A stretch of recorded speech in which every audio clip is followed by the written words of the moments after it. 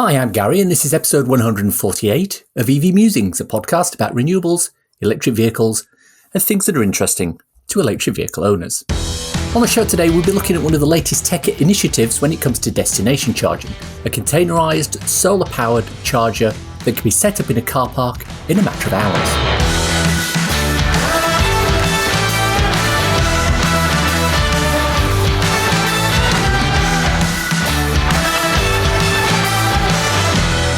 This season of the podcast is sponsored by ZapMap, the free-to-download app that helps EV drivers search, plan, and pay for their charging.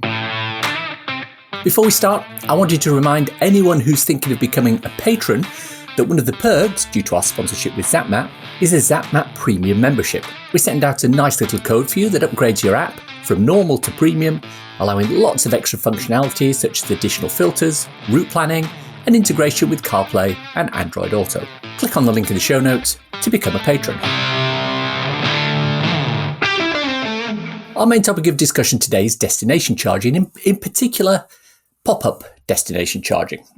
We've often said on this podcast that destination charging is a secret sauce when it comes to public charging and EV take-up. As cars spend most of their time stationary, it would make sense that that's when they get charged. Up to now, this has been manifested as charge point operators putting 7 kilowatt or 22 kilowatt charge points in at a number of different places, council car parks, supermarkets, park and rides, etc. These are all excellent additions to the charging network, but what if there was a different way? Now, one company that has a fairly unique solution to this is 3TI, and I'd like to welcome Tim Evans to the podcast. He's the Chief Executive Officer of 3TI. Welcome, Tim. Hello. I usually like to start these discussions by asking whoever I'm talking to, just give me a brief introduction, tell me your path to the EV world, and what's your background? Okay, my very original background many years ago was agriculture. When the Berlin Wall came down, I found myself with my then German wife moving with my children to East Germany, where I rented quite a large state farm from the German government for 12 years. Back in the very early 1990s. And very quickly after that, I got involved, believe it or not, in growing oilseed rape for biodiesel in a farmer's co-op. We ended up as a farmer's co-op building a biodiesel factory near Berlin. And the progression into renewables then took me into biogas from cow manure and maize, and then ultimately into solar panels. So I installed my first solar panels 22 years ago. Also, the point that I always make that this really is not new type technology. It's been around for 20 or 30 years. We just haven't been very good at incorporating it, adopting it in the UK. But Germany, as we all know, 20, 30 years ahead of the rest of us in all this thing. And so I had a very fortunate position of being in Germany at the time when it was all starting. And I went on after farming. I went off to Austria, did the equivalent of a master's in renewable energy, and ended up with my own biogas business in Austria, which was subsequently sold to a German company, with whom I moved back to the UK and got involved in wind and biomass, so wood-fired power stations essentially, which is where I met my current business partner, Max Aitken, about 10 years ago. And I moved finally into solar proper about 6 years ago and realised actually how much more straightforward this is than building power stations or milking cows and putting cow muck through a biogas plant.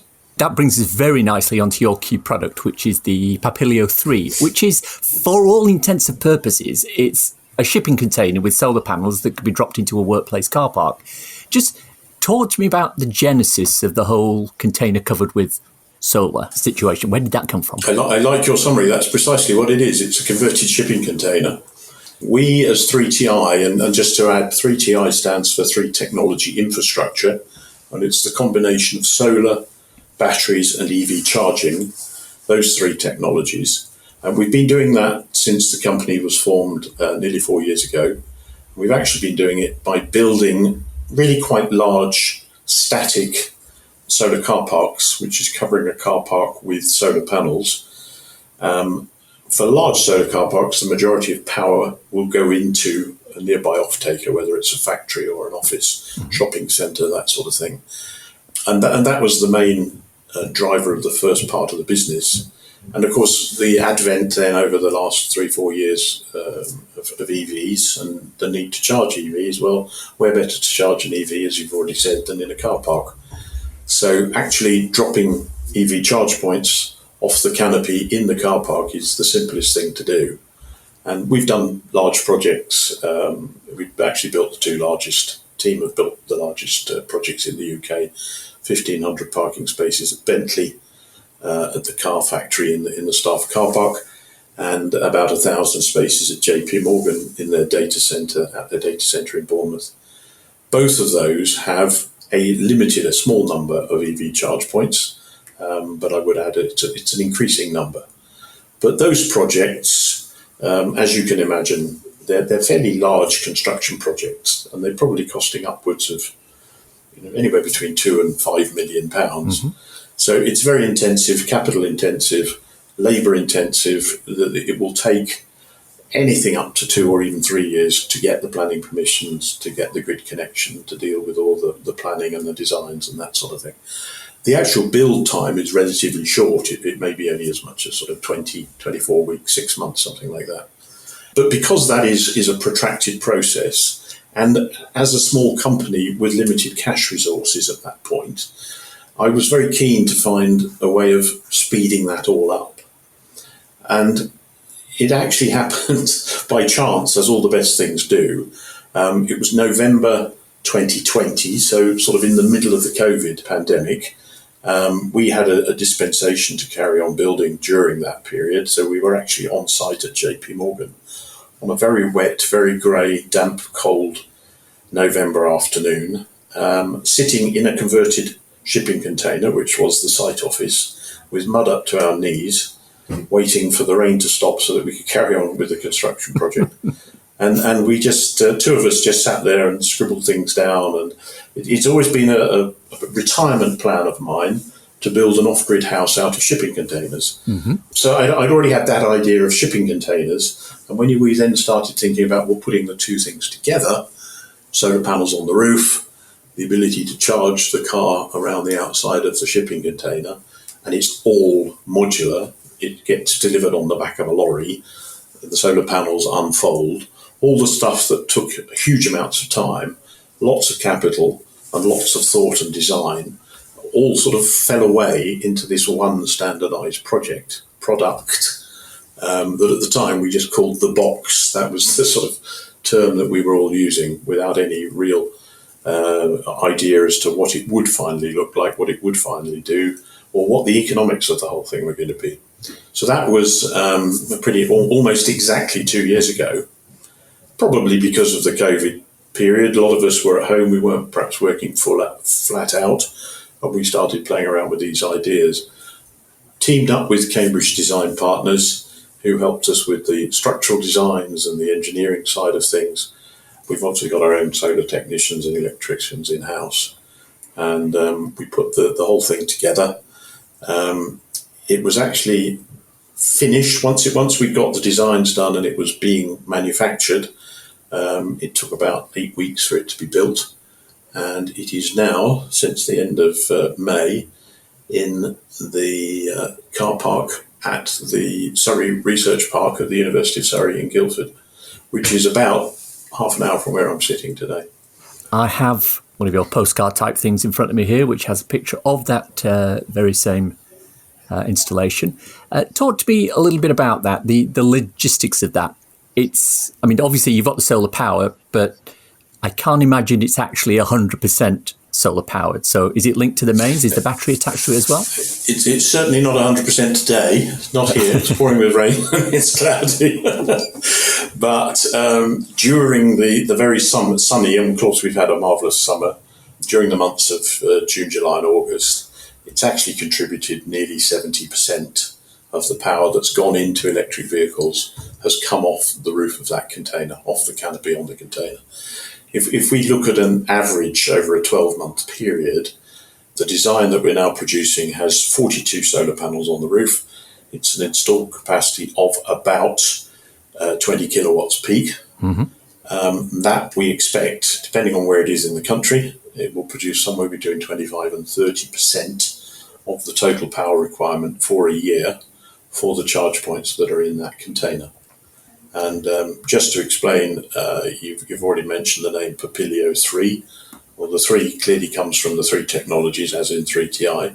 Papilio is, of course, the butterfly, because this thing alights and it unfolds its wings and it absorbs the heat from the sunshine. So that's the provenance of the name comes from. Mm-hmm. And the one at Guildford, which it is a prototype, but it has done absolutely everything and a bit more than we thought it would. It's performed better than we thought it would. And it is being used daily by a user group of about 65 people at Surrey Research Park, who, by their very nature, are all inquisitive, and I use this as a term of endearment, boffins, who are very, very inquisitive and very critical thinking, and have posed a number of really very useful questions and thoughts and suggestions that have allowed us to have some excellent feedback.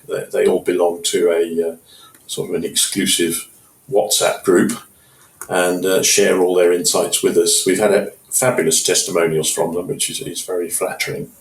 But we're currently charging around about 18, well, the average is probably 18 cars a day, and the average charge is 25 kilowatt hours. And it's people, as you said in your introduction, coming to work in the morning, plugging in at 9 o'clock, and probably finding that their car is fully charged by lunchtime, moving it, and somebody else coming in for the afternoon session. I'm just thinking, if I look at what I'm seeing here on the photo that I've got, we're looking at, correct me if I'm wrong, it's about a 40-foot container length that you've got? It is exactly a 40-foot shipping container, which is obviously a standard shape and size. Sits across 14 standard parking spaces. Mm-hmm. So if you think 2 sets of 7 back to back, that's the footprint. And out of those 14 spaces, with the white lining that's required for access and safety, we can make 12 charging spaces, so 6 on each side essentially. And so we are able to charge 12 cars simultaneously at 7, 11 or 22 kilowatts. And it is, as we've already said, supplemented by the power coming from the roof, which, as I've said, maybe 25, maybe 30% during the course of a year. The balance comes from the grid, so the existing grid connection, and that's the important thing, is that by installing Papilio with its technology and the battery that we've not yet talked about, we are able to boost what might otherwise be a pretty limiting grid connection without going back and having it upgraded in order to charge a large number of cars at any one time. So we're saving, first of all, the time involved in upgrading a grid connection, but also the cost involved in upgrading it. With the phase rotation and load balancing software that we've put in to combine the 3 technologies, plus the existing grid, that's how we're able to work with relatively poor grid connections, which would otherwise need a fair bit of upgrading to be able to charge anything like that number of cars. So you talked briefly there about the battery. What sort of battery do you have? What size of battery is there on this particular one that I'm looking at now? So you can see on the left and right ends are 2, what you might call a pod. Mm-hmm. One pod has got the inverter and the control systems for the EV charging in it. The other side is the battery housing. There is space in there to put in 0.5 megawatt if we need to. But the trick in the whole thing is to size the battery according to what the existing grid connection is, mm-hmm. how much we're going to get off the sun, and how many EVs we think we're going to charge. And of course, batteries, as you will know, are very modular. So we can start off with a relatively low number with an educated guess, and we might put in 100 or 120 kilowatt hours of battery storage. And then once we've got real-time data from usage, we can increase that number, reduce that number, or even take the battery away altogether if necessary. But of course, what it also allows us to do, and we've said 68, 70% of the power coming off the roof, that's clearly not enough to charge all the cars. But what we can do is load the battery at night from nighttime power, which is on the one hand cheaper, but on the other hand also less carbon intensive. Most nighttime grid power tends to come from wind and hydro. So we're able to store overnight low price, low carbon power that we can put out through the EV charge points during the course of the day. What is the chemistry on the batteries? It's lithium. Lithium ion, yeah? Lithium ion batteries, yes. Presumably there is some sort of management system around the charging itself, because I presume somebody's paying for this at some point. If I'm a visitor to this location and I plug in, I might get that for free, but somebody's going to have to be charged for the cost of that electricity. Is that dealt with by your software? So what we've not talked about our own business model, but very deliberately we are retaining ownership of Papilio 3 and we are renting it to our customers. Mm-hmm. And if you want to think of it in terms of a plant hire, it's just like a construction business hiring a JCB to do the digging. We're giving our customers the wherewithal to distribute EV charging to their customers, visitors or employees. And it's then up to them to decide what they're going to charge their people. They might decide in an employment situation to give it away free as a perk. They might run a break-even model with subsidised power, or they might even give the power away free to attract people to, the swimming pool or the shopping centre or whatever it might be. And all the customer does, our customer tells us what rate they want to charge at what time of the day, and we then run the back office and the billing system that allows us to do that and charge our customers. You mentioned, the swimming pool or whatever. So obviously you've got this in at the Science Park down in Guildford at the moment. So mm-hmm. I can understand why you would have put that in there. You've talked about the WhatsApp group. You're getting good feedback from the people who are using it. But as this rolls out, what is the ideal profile of a location into which you would put one of these?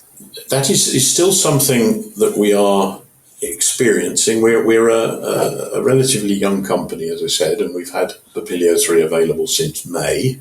We have a lot of ideas and thoughts as to where it might go. Mm-hmm. But since the launch at the end of May, I'm now realising that we probably pressed the PR button a little bit too hard, because we've had over 200 inquiries Ooh. From organisations as diverse as a car hire, a multinational car hire business, various factories, various local authorities, hospitals, we've already said leisure venues, theme parks, that sort of thing. Mm-hmm. So the market is huge, and you could argue you could put one pretty much anywhere. We've even had inquiries from a couple of community groups who said, well, could we put one next to the village hall in the village and provide community charging? Well, the answer is yes, of course you can. But I think our main focus is going to be on workplace and destination charging, which, as you say, rightly, is where cars are standing for 2, 3, 4, 5 hours anyway. Yeah. And our mantra, therefore, is don't stop to charge. In other words, don't pull up in a filling station specifically to charge your car. Don't stop to charge where you stop. And that is a change of mindset to what all of us have been doing hitherto, which is to drive a petrol or diesel car. When we need some fuel, we stop at the petrol station. That model doesn't actually work. It is available, but it doesn't work either an environmentally friendly way or a cost-effective way. If we think of some of the larger filling station chains who have put in rapid and ultra-rapid charge points, what they want you to do, because that's what they do with petrol filling stations, they want you to turn up for 20 minutes, go in the supermarket franchise next door and buy an overpriced bottle of water and a packet of crisps and whatever, mm-hmm. and hang around for 20 minutes before you then drive off having charged your car at 150 or 175 kilowatts. That is trying to replicate the model that's already there in terms of petrol filling station, and it's quite understandable because they have that network already in place. That real estate is already there, and they've got to bring it up to fit the new reality. However, bringing any significant number of charge points at that level, so rapid and ultra-rapid charge points, bringing anything of any number to a specific site is very costly in terms of infrastructure.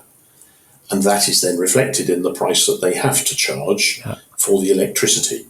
Okay. And you'll be aware, I'm sure, that many of the larger providers have now, this last month or so, put their prices up to anything between 60p a kilowatt hour, and the worst I've heard is £1.20 a kilowatt hour. And that is being driven by the fact that they have to cover those high installation costs. Yes, it's definitely something to bear in mind. And as I said at the introduction of this, destination charging where you're parking rather than parking where you're charging it's the other way around. Parking where you're charging rather than charging where you're parking. Thank you. You've got that the right way around. It's that way around. Yeah. Now, one of the use cases that sort of came into my mind, because am I right in thinking that under ideal circumstances, this is actually a really quick install? We're talking like a morning. You can come in early in the morning, have one of these up and running by lunchtime. Yes, what I can say on that, it is about as instant as it can be. Mm-hmm. The one at Guildford took 7 hours from the minute the lorry arrived to the minute we plugged the first car in, and that included painting the white lines. So it really is a quick fix. It's pretty instant. Yeah. We haven't fully negotiated the the maze that is the planning system or the DNO systems. Yeah. Essentially, it's a temporary structure. It doesn't need planning permission. And in fact, the one at Guildford, we applied retrospectively for planning because, again, we're learning how do the local authorities react to this thing. Yeah. And the advice we are given is to apply for a number over the course of the next 6 months and get the feedback across the country because, of course, every authority is very slightly different in their requirements. But to all intents and purposes, it's a temporary structure and doesn't need planning permission. Now, I was immediately struck that there could be one potential use case for this, and I want to put it to you just to get your reaction. Obviously, you will be aware of the Fully Charged show and the live events that they put on in Farnborough. I was also at an event a couple of weeks ago for Cenex, which is, they held that at Millbrook at the Proving Ground there. Again, you've got situations there where you've got a lot of people with electric vehicles coming and parking up for, a day at a time, 3 days at a time, however long the event is. And also with something like Fully Charged, you've also got the vehicles that have been done for test drives. So they're constantly running throughout the day and being charged overnight. Something like a Papilio 3 unit or a couple of those brought in on the day before, installed, kept there for 2 or 3 days and taken away would seem to be an ideal use case for this. What are your thoughts on that? Absolutely, it works. The economics, however, of course, transporting and setting down a Papilio 3 is at least £1,000. Mm. Picking it up and taking it away for the hire of the lorry is a similar sort of price. So to actually spread that £2,000 over 2 or 3 days rather kills the economics, unless you're then being very cheeky and charging people £1 a kilowatt hour for the electricity. Then, yes, of course it would work. But the whole point really of destination charging is that it provides a long-term, non-permanent solution, if you like. Yeah. And that allows, because the electricity is being subsidised, A, from the solar, and B, from cheap rate electricity at night, it does allow us to supply electricity to the vehicles at significantly less than a normal rapid or ultra-rapid charge point.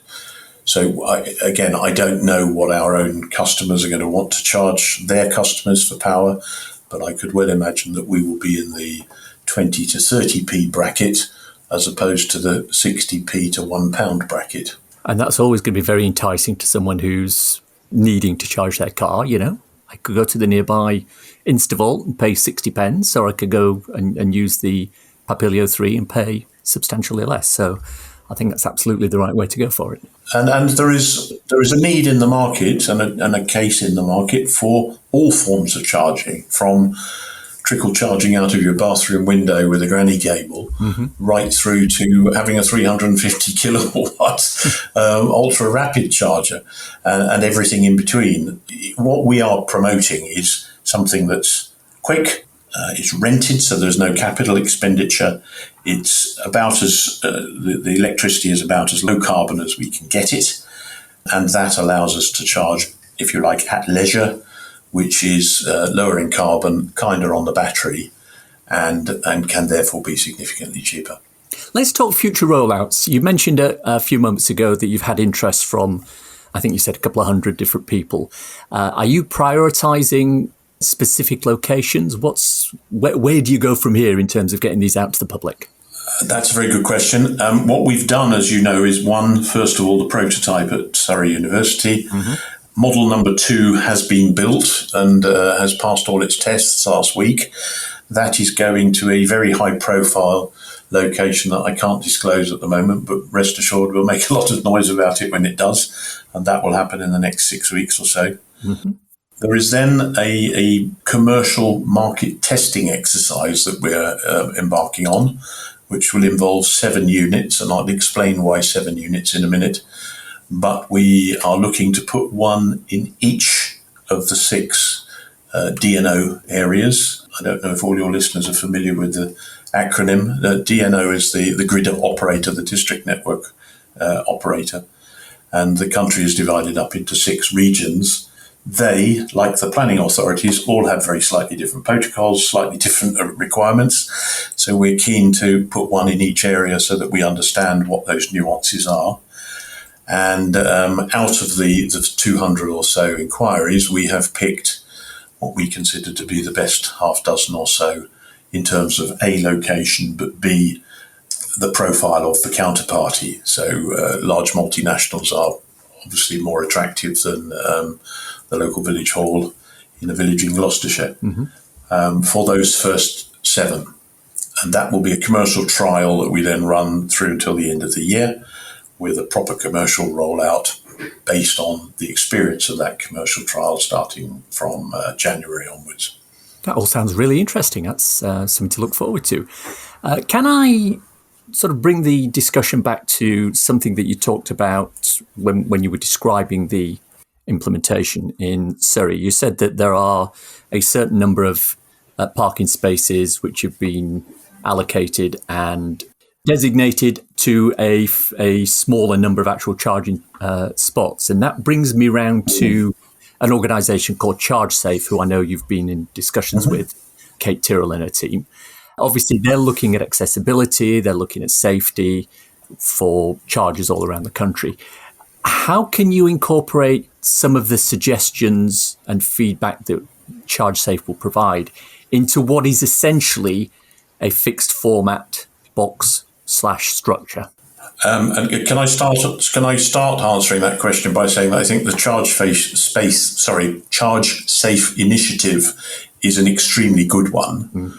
If you've met Kate and talked to her, she's a larger-than-life character. She's been on the podcast, energy. Absolutely, yep.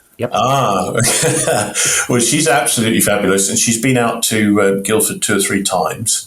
As you rightly say, she's done. We might have been one of the very first people that she actually surveyed. They have a 70-point checklist, as you all know, based on everything from lighting to CCTV cameras to accessibility. And she went through our first Papilio, and we ended up with a score of 4.09 out of 5, which we thought was quite a good start. The main weaknesses were actually to do with accessibility, simply because we had got the height wrong on the charge points. They were slightly too high. And so these new versions that we are producing have picked up all Kate's recommendations. It'd be nice to think that we'd come out with a 5 out of 5 next time, but I'm sure we won't for whatever reason. But the other points that do work that Kate was particularly interested in was the fact that every box comes standard with LED lighting under the canopy and a CCTV camera on each corner. So as far as, and this is not something I think, and this is actually a man's thing, dare I say. I don't think we think about how frightening it is to charge a car in the dark round the back of an alley stuck behind the local supermarket. It probably never crossed my mind, but it is actually very obvious. And if you think about somebody sitting there actually holding £1,000 mobile phone in their hand whilst they scrabble for an app in the dark, it can be a very daunting experience, I'm sure. And I think that Kate's initiative comes from that. And we support it wholeheartedly. We were one of the very first companies to sign up with Kate and work together with her on devising this scoring system and checklist. And I'm sure that she will go from strength to strength. I certainly hope so. As you say, it's an excellent initiative, and she spoke very eloquently about it when she came on the podcast. Tim, that's all the questions I've got for you at the moment, so I appreciate your time. Thank you very much. A couple of things to mention following that discussion. I went to the Surrey Research Park and used the Papilio 3 there. This goes very well with ChargeSafe, having both built-in CCTV and LED lighting, not to mention the canopies. Plus, it's really well designed in terms of the structure and the layout. And the fact that you could put one of these in within a day bodes very, very well. Secondly, just for context, the 40-foot shipping containers that they use are designed to be weight maximised for transport. Each one weighs 8 tonnes. The majority of this weight is also used as ballast to ensure they don't move during high winds, which is especially important with the solar panels open, as they can act a little like sails. I did find out from Tim who customer number 2 is. I promise not to tell before it becomes public, but I was impressed, and it'll be something of a PR coup when it happens. One thing that didn't come out of the conversations, but which, if you think about it, makes a lot of sense, is the fact that with battery storage on site, these units are not too dissimilar to the free-wire units that BP Pulse have been testing for quite a while. They use a low-power grid feed and trickle-charge batteries throughout the day, but use the power from the batteries to charge at rapid or ultra-rapid charge speeds. The Papilio 3 units can do exactly the same with the right configuration. This means you could, in theory, have a bank of 7 or 11 kilowatt chargers and one or more 50 or 75 or even higher kilowatt chargers attached at the end. Useful for workers who are staying all day and for visitors who might be there for a 1-hour meeting and want a rapid charge while they meet. I'll keep you up to date with announcements from Papilio, as it's an interesting, quickly implemented solution that I think can solve a lot of problems for many workplaces. It's time for a cool EV or renewable thing to share with your listeners. Transparent solar panels could replace windows in the future. Ranging from the screen of your phone to skyscrapers, it's estimated that there are 5 to 7 billion square metres of glass surfaces in the United States alone. Imagine the sheer amounts of electricity that could be generated if we could tap into that power. Conventional solar panels necessitate a wide setup area as well as significant initial cost. Because of these constraints, it's difficult to implement them in metropolitan locations. Transparent solar panels, on the other hand, can be implemented in these areas, paving the way for net zero energy buildings and help cities meet climate goals and targets. Transparent solar is a cutting-edge technology that gathers and uses light energy through windows or any glass surface, regardless of the angle. It has the potential to be a game changer in terms of broadening the scope of solar. They're made to absorb specific ultraviolet and infrared light wavelengths that aren't visible to the naked eye and transform them into energy capable of powering electronics. I'd love to see something like this implemented everywhere. The EV Musings podcast is sponsored by ZapMap. ZapMap is the go-to app for EV drivers in the UK. Use it to search for available chargers, plan electric journeys, pay for charging on participating networks, and share updates with other EV drivers. ZapMap is free to download and use, with subscription plans for enhanced features such as using ZapMap in-car, on CarPlay or Android Auto. And that's the show for today. Hope you enjoyed listening to it. If you want to contact me, I can be emailed at evmusings@gmail.com. I'm also on Twitter at MusingTV. If you want to support the podcast and newsletter, please consider contributing to becoming an EV Musings patron. The link's in the show notes. Don't want to sign up for something on a monthly basis? If you enjoyed this episode, why not buy me a coffee? Go to coffee.com/EVmusings. That's ko-fi.com/EVmusings. And you can do just that. Takes Apple Pay too. I have a couple of ebooks out there if you want to read something on your Kindle. So, You've Got Electric is available on Amazon worldwide for the measly sum of 99p or equivalent, and it's a great little introduction to living with an electric car. So, you've gone renewable. is also available on Amazon for the same 99p, and it covers installing solar panels, a storage battery and a heat pump. Why not check them both out? Links for everything we've talked about in the podcast today are in the description. If you enjoyed this podcast, please subscribe. It's available on iTunes or wherever you get your podcasts. Please leave a review, preferably 5 stars, as it helps raise visibility and extend our reach in search engines. If you've reached this part of the podcast and are still listening, thank you.